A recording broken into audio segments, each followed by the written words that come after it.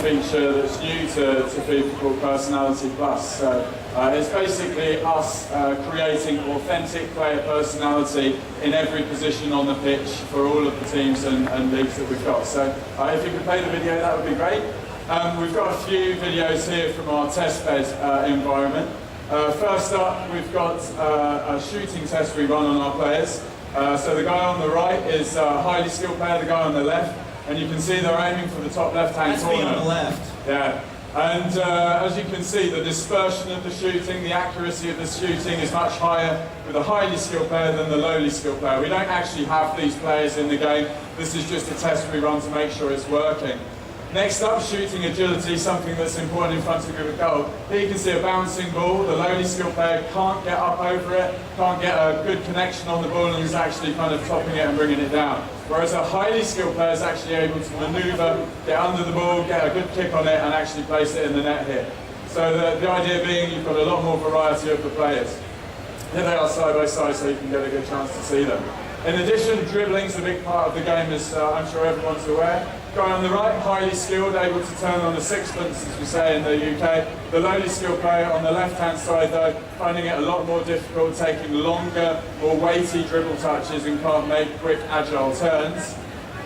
That would be me again, turning circle of an oil tanker. Absolutely. Yeah. Well, I know you used to play in defence, so here's some defensive stuff. The white ring around the player is actually their tackling diameter here. So you can see the lowly skilled player, a small area around him that he can tackle in, whereas the highly skilled player, much bigger, is able to actually read the play and intercept the ball there to give a lot of personality in defence. Here it is at full speed again.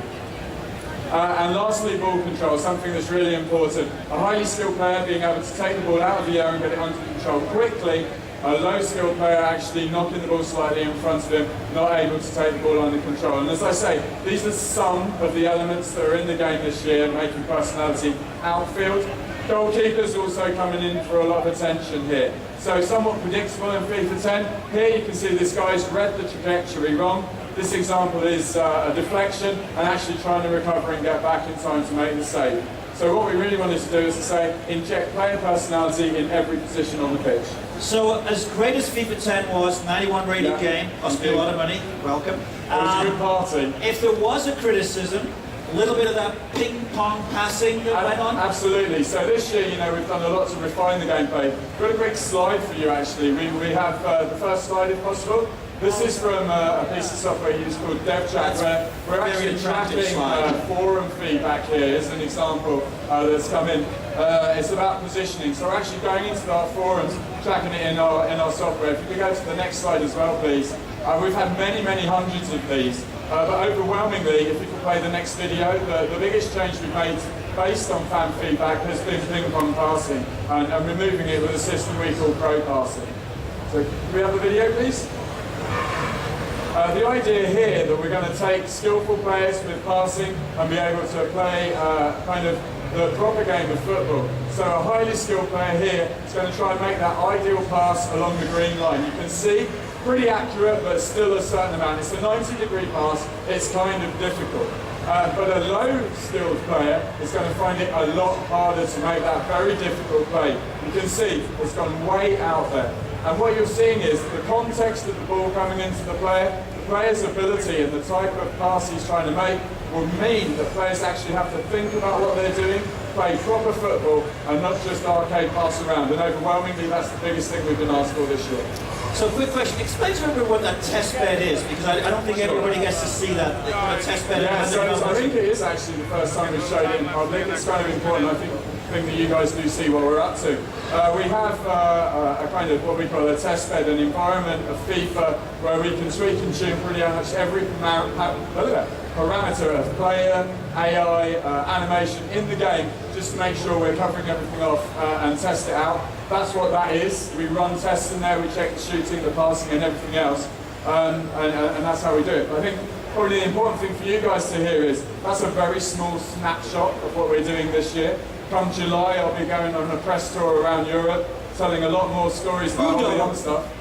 Sorry? No, and come August, we'll also be at the Cologne Gamescom as well, doing the whole thing, big press conference and showing off all the real big headline stuff. Usually make our bet for the year. Yeah. In Cologne. Uh-oh. So, story, David and I are just having a couple of adult beverages in Cologne last year, and I bet him that the FIFA 10, which was still 2 months away from shipping, couldn't get a 90 Metacritic, which I think you guys know how back it is for a sports game. Ends up with a 91, cost me about $60,000 for a real smasher party in Vancouver a few weeks ago. I have people that work on the team for 7 years, and they said it's the best party they've been to. Can they still remember it? So then, in front of your adoring public, what are we going to get for FIFA 11 from a Metacritic score? Oh, that's tough. So obviously we're going to improve everything.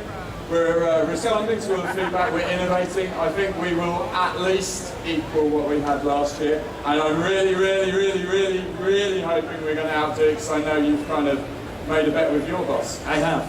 So we're looking for a 92 for FIFA 11, which would probably be, if not one of, if not the highest rated sports game of this generation. So thanks to the team back in Vancouver for all that. hard work. And England winning the World Cup, it'd be a fabulous year. All right, David Rutter from EAC.